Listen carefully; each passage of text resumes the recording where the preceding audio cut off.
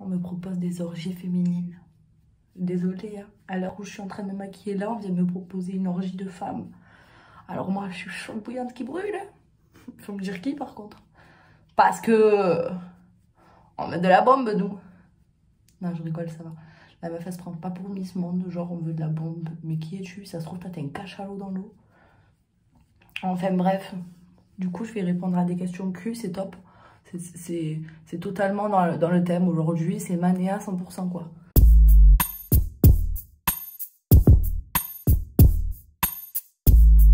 Et coucou toi, bienvenue sur cette chaîne si c'est la première fois que tu nous rejoins. Aujourd'hui je vais répondre à la question des abonnés. Donc vous avez posé des questions à travers une boîte à questions que j'avais posée sur Instagram. Donc aujourd'hui je vais répondre, j'en ai sélectionné 8 les plus pertinentes, celles qui avaient du sens. J'en ai pris 2 à la fin qui étaient plus ou moins rigolotes, histoire que vous me connaissiez un peu plus. Et voilà, donc ça fera, je pense, une quinzaine de minutes, c'est ce que j'espère en tout cas, parce que j'ai pas envie que ce soit trop long. Les questions demanderont des explications, vous verrez. En tout cas, ça va être cool. Ça parle sexe, ça parle vie perso, ça parle homme. Enfin bref, vous allez kiffer, je pense. Donc c'est parti, c'est tout de suite. Allons-y. Alors, première question que j'ai sélectionnée. Il y en a plein qui se plaignent des dessous du porno. Pourrais-tu nous en dire plus? Première chose. Ok. Alors, effectivement, c'est clair, c'est net, c'est précis. C'est un milieu où on entend énormément de choses, de toutes sortes d'ailleurs, qui font très peur au départ. Je peux l'avouer, moi la première, je me suis dit ok, je vais tomber sur des dégénérés, des gens qui vont, genre c'est des proxénètes, enfin bon bref, je me suis attendue à un truc de ouf.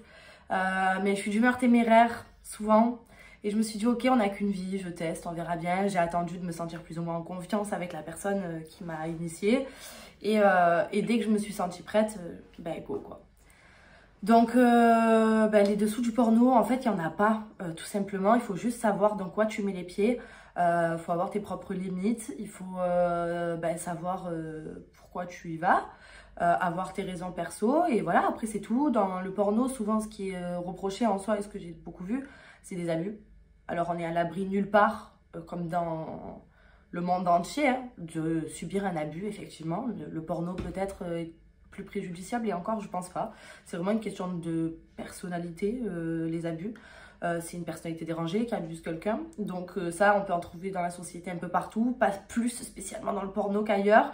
Les gens des dégénérés, il y en a beaucoup plus qu'on ne le croit dans le monde.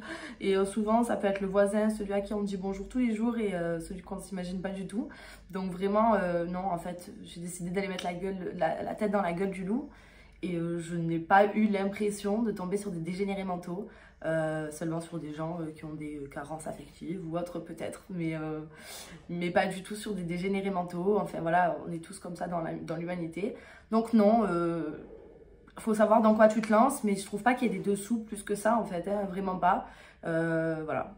Après, c'est comme partout, tu vois, tu connais les personnes sous un angle au départ, et puis avec le temps, tu les connais davantage, et peut-être il y a des désillusions et des déceptions aussi, mais ça fait partie du jeu, et c'est pareil dans tous les travaux. Enfin, personnellement, mon travail d'avant, c'était pareil. J'ai apprécié énormément des gens, et puis finalement, avec le temps, j'ai vu une partie de leur personnalité qui me plaisait moins. Et ça peut arriver dans tous les métiers, c'est pas non plus dans le porno, donc faut pas parler de désillusion, c'était un rêve, ils ont été gentils, puis après non. Enfin, en fait, c'est comme partout, des fois, t'aimes des gens pendant un temps, et puis après, finalement, leur comportement va plus te convenir, et puis parfois, ça va durer toute une vie, ça va être des super amis. Enfin, voilà, c'est un milieu comme un autre en fait, c'est vraiment un travail. Il faut arrêter de croire que c'est un milieu malsain. En France, on est vachement fermé d'esprit là-dessus, dans d'autres pays c'est beaucoup plus ouvert, et je trouve ça regrettable qu'on ait encore cette image du porno, c'est un monde terrible. Il y a beaucoup de femmes que ça épanouit, et beaucoup d'hommes que ça épanouit, et je pense que c'est le principal. Il faut arrêter de se faire des préjugés, c'est pas une porte qui s'ouvre à tout le monde, et c'est justement pour ça que c'est fait pour certaines personnes et pas pour d'autres, comme tous les métiers. Donc voilà, ne vous inquiétez pas. Enfin, en tout cas, à mon sens, j'ai pas eu affaire à des dessous vraiment critiques à relever. Et puis voilà, après, il faut être quelqu'un avec son tempérament. Si les choses, elles te vont pas, tu le dis, et puis c'est tout. Et voilà, pas oser s'affirmer. Enfin, il ne faut pas oser s'affirmer, c'est le principal. Voilà, faut oser s'affirmer. C'est, voilà, oser s'affirmer. Mais je pense que déjà, si tu vas faire du porno, c'est que tu as envie de t'affirmer quelque part. Donc en soi, ça devrait pas être un problème. Il faut vraiment être sûr de toi. Voilà. Ensuite, deuxième question. Le passage le X, alors passager ou une carrière en vue? Donc on me demande si je veux faire carrière ou pas. La question est une question pertinente. Carrière, honnêtement, à moins que demain je perce vraiment de manière incroyable et que je trouve ça super génial, je pense pas non plus que je ferai ça pendant 50 ans, toute ma vie. Déjà de 1, parce que je suis quelqu'un qui se lasse très vite des choses. Je pense que toute profession a quelque chose à nous apporter. Et je suis quelqu'un qui pense que quand elle a compris l'essentiel de ce que j'avais à comprendre de ma profession, à un moment donné, ça devient ennuyant parce que mon cerveau, il est plus stimulé. Dans le porno, aussi débile que vous puissiez le penser, hein, je pense, j'ai trouvé stimulation dans mon cerveau, ça m'a apporté beaucoup de choses, vraiment beaucoup. Et encore aujourd'hui, j'en trouve. Est-ce que ça durera longtemps? Je sais pas. Est-ce que ça durera toujours? Certainement pas. Est-ce que j'arrête demain? Je pense pas. Vraiment, en fait, j'essaye de pas trop me projeter dans l'avenir et de voir les choses comme elles viennent au jour le jour parce que espérer des choses sur le long terme, c'est faire face à de la désillusion ou à une tristesse si j'ai pas ce que je veux. Et puis être dans une position tout de suite maintenant en disant les choses, c'est faux aussi parce que les choses bougent, il n'y a rien qui est fixe dans la vie. Donc voilà, je peux pas définir, mais honnêtement, je pense pas que ça sera une carrière incroyable que je ferai, ça sera sûrement un passage de ma vie. Voilà, après la longueur, je sais pas. Alors, troisième question. Tu prends du plaisir réel ou c'est des simulations? Ne mens pas s'il te plaît. Alors c'est vrai, je m'étais dit je le ferai au début de la vidéo, j'ai oublié mais je vais le faire maintenant. Je fais le serment que tout ce que je dis ici c'est la vérité. En tout cas, ma vérité. Parce qu'on est 8 milliards d'individus, il y a 8 milliards de vérités, mais c'est ma vérité. Ce qui sort de ma bouche, ma vérité. Voilà. Et ça sera honnête et sincère parce que je suis bélier. Il n'y a pas de mensonge chez moi. Ok. Donc la question était, je la rappelle, tu prends du plaisir réel ou c'est des simulations? Alors pour être honnête, je vais vraiment définir ça. Je prends du plaisir, oui. Du plaisir psychologique avant toute chose. Parce que c'est pour moi une source d'excitation. Alors attendez, c'est un peu malsain de dire ça comme ça. Je vais réfléchir, je vais me poser, je vais expliquer ça bien. Je prends du plaisir psychologique. Parce que j'ai besoin des fois de me sentir reconnue. Je sais pas si je peux dire ça comme ça, reconnue. Non, mais de voir que j'excite les hommes, ouais, c'est pas mal ça, mais oui, c'est la vérité en fait. J'ai besoin de voir que j'excite les hommes, ça me fait du bien de voir que j'excite les hommes. Et ben quand je vois par exemple dans des scènes que j'en ai 2, 3 pour moi, voire 4, c'est génial, moi je suis contente. Donc cérébralement je prends du plaisir énormément. Après dans mon corps, honnêtement, malgré que cérébralement je prenne du plaisir, il y a quand même beaucoup de choses à côté auxquelles il faut penser. Les positions, la façon dont mon visage va être vu à la caméra, même si je peux pas faire grand chose selon l'angle, mais voilà, il faut toujours que mon visage soit visible à la caméra. J'ai beaucoup de choses auxquelles il faut que je pense aussi, ce qui fait que je peux pas être 100% dans le moment. Et en même temps, je disais que le sexe que je pratique, c'est un sexe assez violent quand même, et que j'ai quand même besoin de douceur pour prendre mon plaisir. Donc forcément, je pense pas atteindre un orgasme fulgurant dans le porno, ça n'est pas arrivé, ça n'arrivera pas, je pense. Mais il y a un plaisir quand même qui est pris quelque part, c'est un plaisir psychologique plus que physique. Voilà. Après, c'est simulation, non, parce que quoi qu'il arrive, je reste une femme et je reste en train d'être pénétrée et je prendrai du plaisir quoi qu'il arrive. Mais atteindre l'orgasme grâce à une pénétration dans un porno, non. Voilà, je prends du plaisir, oui, mais c'est pas un plaisir qui me mènera à l'orgasme. Voilà, pour être honnête. Les simulations, non, honnêtement. Peut-être des fois j'en rajoute un peu, mais enfin, on reste dans une scène de huc, c'est normal. Ok, j'ai froid, j'aurais dû me couvrir, il fait fraîche. Ben, je peux toujours le faire en fait. J'ai la flemme. J'ai la flemme. Alors... Comment tes proches gèrent que tu sois dans le X? Pour la 4e question, très bonne question, ben, je vais vous répondre. Alors, mes proches l'ont appris vraiment tous, on va dire, récemment. Je l'avais d'abord dit partie par partie, on va dire, j'ai compartimenté du plus facile au plus difficile. Il y a des gens à qui je n'ai même pas eu à le dire en fait de ma bouche, voilà, on oublie, on fait comme si on savait pas et puis voilà, c'est très bien. Je pense que pour tout le monde c'est un peu difficile à accepter, très honnêtement. Parce que c'est pas ce qu'on a envie pour ses enfants. Et c'est une chose que je peux totalement concevoir. Il n'y a pas de jugement à proprement parler. Après, bien sûr, de la part de mes grands-parents, par exemple, qui sont anciens, les pauvres, oui, forcément, eux, à leur époque, c'est pas comme ça. Donc il y a un peu du jugement, il y a un peu de l'incompréhension complète, surtout que mes grands-parents, ma famille savent vraiment que j'ai un cerveau, vraiment, je peux m'en servir. J'aurais pu faire de grandes choses à l'école. Et j'ai pas fait ce parcours-là. Et donc pour eux, c'est un peu du gâchis. Mais après, bon, honnêtement, ils ont compris que j'étais quelqu'un d'entêté, que je prenais mes décisions seule, que ma vie, c'était ma vie. Et donc, ils ont fini par s'y résigner, on va dire. Et voilà, ils font avec, quoi. En même temps, chacun sa vie. Je leur ai pas dit quelle carrière prendre et je leur dis pas quoi faire de leur vie. Je suis arrivée à l'âge adulte et je pense qu'à un moment donné, nos chemins se séparent aussi, quoi. Je suis un adulte, vous m'avez élevé, je vous dois le respect, je vous dois l'amour toute ma vie parce que vous êtes des belles personnes et parce que vous m'avez élevé, parce que voilà, c'est comme ça. Mais par contre, en ce qui s'agit de ce que j'ai envie de faire de ma vie, arriver à l'âge adulte, c'est ça la majorité. C'est tu prends des décisions tout seul. Donc c'est ce que je fais. Je prends mes décisions toute seule et n'en déplaise peut-être à certains, c'est comme ça. C'est ma liberté ou rien. Ensuite, est-ce que tu arrives et ou veux avoir une vie de couple avec ton métier? Donc ça, c'est la question 5. Très belle question. Avec mon métier, je sais pas. Honnêtement, avec mon métier, je sais pas parce que je pars d'un principe dans la vie, c'est qu'il faut être capable d'encaisser ce que tu fais. Attends, non, c'est pas ça. Faudrait que... Ne fais pas aux autres ce que tu n'aimerais pas qu'on te fasse, pour être simple. Ne fais pas aux autres ce que tu n'aimerais pas qu'on te fasse. C'est une phrase que j'ai entendue en boucle toute ma vie. Ne fais pas aux autres ce que tu n'aimerais pas qu'on te fasse. Donc forcément, j'ai pas envie de voir mon homme aller coucher avec quelqu'un d'autre. Actuellement, je suis célibataire. Ça me pose aucun problème de le faire.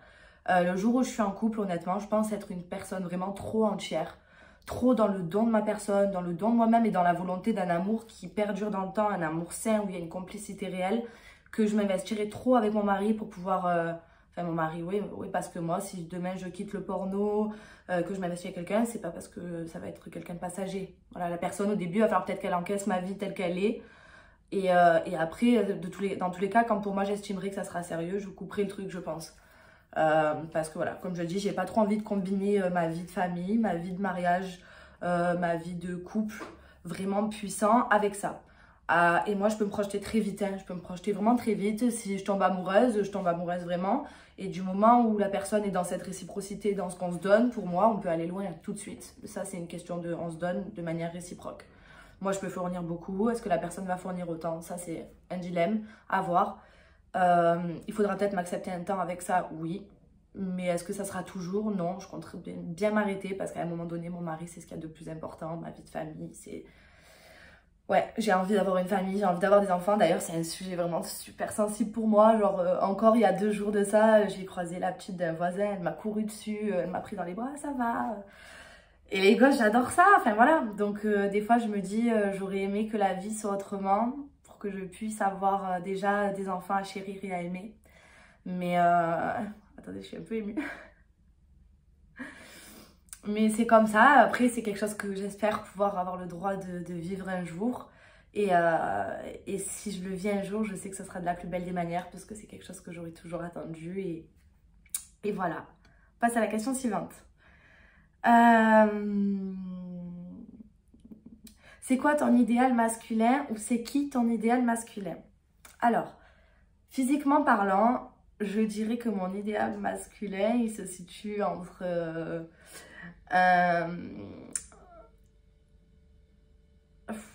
non, même pas. En fait, j'ai pas d'idéal masculin. Honnêtement, genre juste il faut que l'homme il soit un peu genre mal alpha. Voilà, il faut qu'il soit plus grand que moi. Ça serait vraiment le top, mais pas trop non plus. Mais voilà, plus grand que moi, ouais, parce que je suis petite, c'est pas trop difficile. Donc voilà, plus grand que moi, baraque un peu, mais pas... Quand je dis baraque, ça veut pas dire forcément musclé. Ça veut dire juste un peu costaud, quoi, par rapport à moi. J'aime pas les ficellos. Pardon, c'est pas méchant, mais j'aime pas les mecs trop minces. Voilà. Ensuite, quelqu'un de rassurant, de protecteur. En fait, c'est plus des qualités que je recherche qu'un physique, pour être très honnête. Et pour moi, les qualités, elles définiront ce que l'homme il est. Après, bien sûr, je pense pas que c'est quelqu'un de 20 ans, tout jeune, tout petit, sans vécu, qui aura ces vécus-là que je recherche. Donc forcément, pour moi, ça sera quelqu'un que je trouverai mal alpha, je pense, même physiquement. Après, je peux me tromper aussi, je suis pas catégorique, mais voilà, c'est plus des qualités humaines que je recherche. Quelqu'un qui va être rassurant, protecteur dans la compréhension, la communication, la bienveillance. Un humain, quoi. Mais il n'y en a pas beaucoup des vrais humains avec tout ça et qui sont capables de l'offrir à l'autre et de se donner dans une honnêteté profonde. Et Et voilà, moi je recherche pas des enfantillages, donc c'est compliqué. Dis-nous un truc dont tu n'es pas très fière. Alors, de quoi est-ce que je peux ne pas être très fière? De quoi je peux ne pas être très fière? J'avais pas préparé la réponse à l'avance pour ça. Oui, je sais. Des fois, je suis pas très fière de la manière dont je gère ma propre vie, en fait. J'ai des hauts et des bas, des fois niveau humeur. Et ça, hormonalement parlant, ça se voit sur mes bilans sanguins. On est en train de chercher pourquoi. Mais ça fait un moment que j'ai des hauts et des bas niveau hormonal, que j'ai des gestions de l'humeur qui est difficile. Déjà, mon parcours de vie n'a pas facilité les choses. Mais enfin, voilà, donc la façon dont je gère ma vie, la façon dont je m'alimente, la façon dont je fais mes activités quotidiennes et tout, c'est pas du tout ce que j'aimerais. Je suis pas satisfaite de la façon dont ma vie se déroule. Et si j'aimerais modifier quelque chose, du coup, ça serait ça. J'aimerais être plus fière de la façon dont je gère mon quotidien. Et me rendre plus fière à ce niveau-là. Parce qu'aujourd'hui, c'est pas le cas. Mon quotidien, c'est pas ce que j'aimerais en faire. Pas du tout. Voilà. Dis-nous un truc de tes rêves. Enfin, un de tes rêves. Ok, alors je pense que tout ce qui est de l'ordre des rêves pour la plupart des gens, hein, tout ce qu'on peut dire, ah ça c'est mon rêve de faire ça, ou c'est mon rêve d'aller là, ou... Voilà, tout ça, pour moi, c'est pas des rêves puisque c'est réalisable. Pour moi, un rêve, c'est quelque chose qui n'est pas réalisable, c'est quelque chose qui vraiment, on ne peut pas le réaliser. Voilà. Donc pour moi, tout ce qui est un rêve réalisable, je dirais pas. C'est propre à moi, j'espère qu'un jour ils se réaliseront, donc forcément, je vais pas vous en parler. Par contre, quelque chose qui n'est pas vraiment naturellement possible, je pense, et que je souhaiterais que ça arrive si c'était possible, ça serait de pouvoir booster la puissance de mon cerveau. Parce que je trouve que c'est un organe incroyable et j'aimerais tellement avoir des facultés extrasensorielles ou pouvoir capter des trucs plus que la norme. Enfin, vraiment, ça me ferait, genre, je pense, kiffer. Voilà. Donc, c'était la dernière question de cette vidéo. Je suis super contente qu'on ait passé ce petit moment ensemble. Je kiffe le dimanche, comme d'habitude, vous le savez. Donc du coup, on se retrouvera dimanche prochain pour une nouvelle vidéo. Je ne sais pas encore ce que ça va être, mais je pense que je vais trouver très vite. Du coup, tu peux t'abonner, tu peux liker, tu peux même lâcher un commentaire, tu peux partager si tu as aimé cette vidéo. Et on se retrouve du coup, comme je l'ai dit, dimanche prochain. Je ne raterai jamais un dimanche pour le moment. J'adore ça. Gros bisous à vous.